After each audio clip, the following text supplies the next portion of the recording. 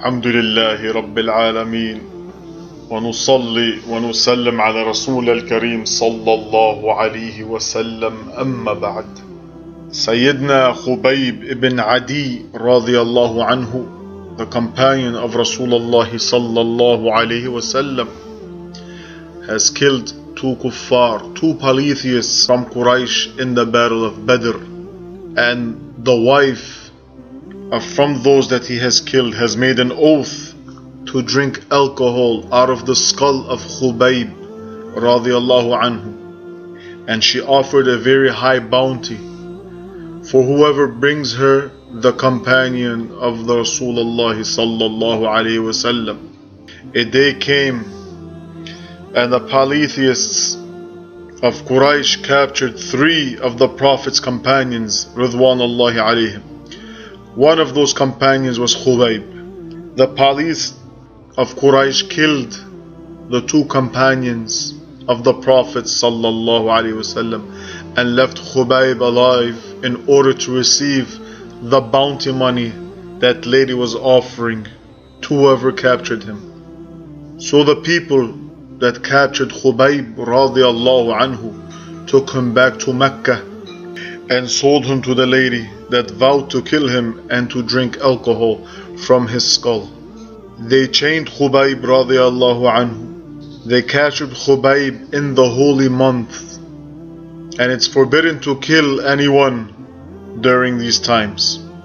The kuffar of Quraysh said, we cannot kill him until the holy months are over.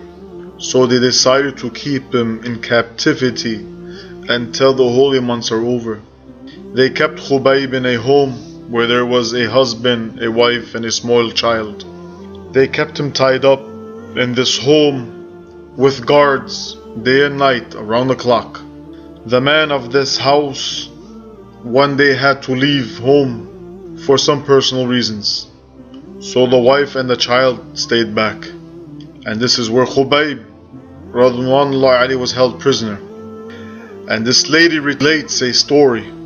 One day she walks in and looks at Khubayb radiyallahu anhu, and it was very cold, and she sees Khubayb eating grapes, and there were no grapes in Mecca, and it also was not the season of grapes. A miracle from Allah subhanahu wa ta'ala. And every day this lady would see Khubayb eating different fruits, different foods that is not even available. And she couldn't figure out how he was receiving these foods. She continues to say one day, 2 to 3 days before Khubayb's execution, Khubayb asked this lady for a knife, and she asked him, what do you need a knife for? He told her that our Nabi sallallahu alaihi wasallam taught us to practice hygiene, to cut our nails, trim mustache, shave the armpit. He was explaining and teaching the sunnah of hygiene. So this lady, after hearing this, agreed to give Khubayb radiyallahu anhu the knife. After she gave him the knife, she had a young son, very young, about the age of 1 year old or so. Allah knows best the exact age, but very young. As Khubayb radiyallahu anhu was trimming his nails, this boy came and sat in his lap. The mother of this child, upon seeing this, feared for her child's life. Khubayb had a knife and now the child is in his lap. Khubayb radiyallahu anhu told this lady, whoever fears Allah would never do what you are thinking. A believer and a follower of the Prophet sallallahu alaihi wasallam can never do such a thing. He told her radiyallahu anhu, take your child and don't worry. The holy months have came to an end. So the kuffar of Quraysh took Khubayb outside of Mecca, tied him up and hung him up on a tree, and they gathered the majority of Quraysh around him. And Abu Sufyan at the time was not Muslim yet, but Abu Sufyan said, don't kill Khubayb, torture him first. And after the torture, they inflicted upon Khubayb radiyallahu anhu Abu Sufyan walks up to Khubayb and says, I ask you for the sake of Allah, do you wish that Muhammad sallallahu alayhi wasallam was in your place instead of you, ya Khubayb? Khubayb replied, by Allah, I don't like for Rasulullah sallallahu alayhi wasallam to be in his home for even a thorn to prick him. Abu Sufyan says, I have never seen anyone so much loved the way the companions of Muhammad loved him sallallahu alayhi wasallam. Abu Sufyan asked Khubayb, what would you like before you die? Khubayb said, I would like to pray 2 rak'at. So Abu Sufyan ordered the men to bring down Khubayb, untie him, and let him pray his 2 rak'at. Khubayb radiallahu anhu prayed the 2 rak'at and he kept them short. When he completed his prayers, he turned to Abu Sufyan and said, I would have made my prayers longer if you would not think I was trying to avoid death out of fear. So Quraysh, they took him back up. They took Khubayb radiallahu anhu, tied him up and hung him back up on the tree. Khubayb starts to say a poem, basically saying, I am happy to die as a Muslim.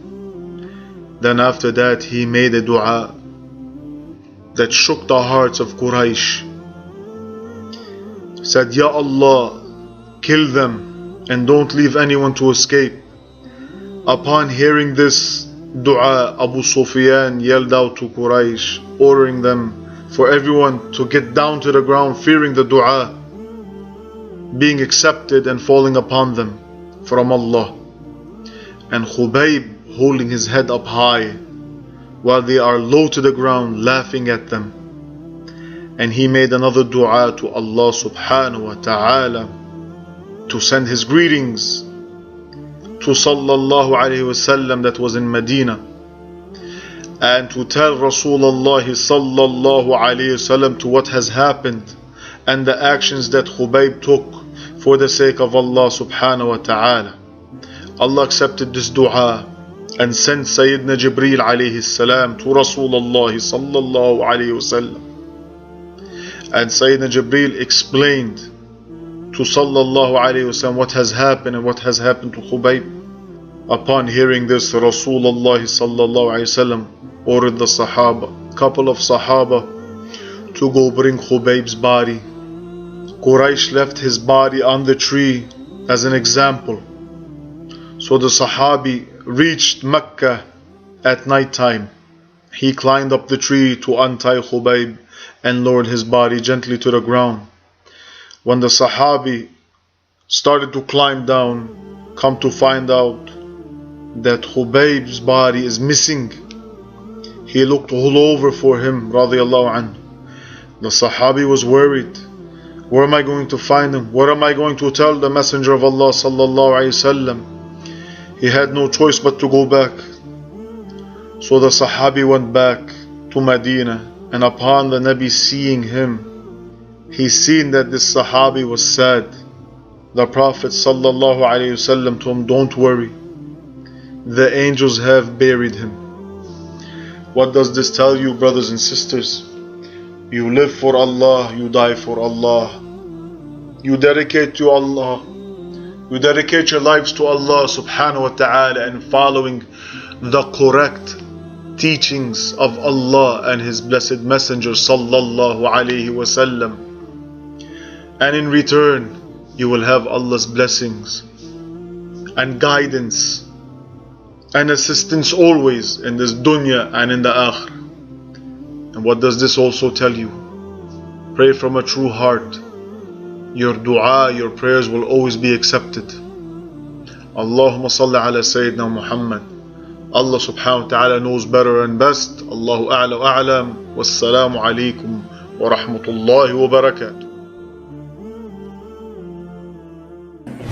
أضحى الإسلام لنا دينا وجميع الكون لنا وطنا توحيد الله لنا نور أعددنا الروح له سكنا، أضحى الإسلام لنا دينا وجميع الكون لنا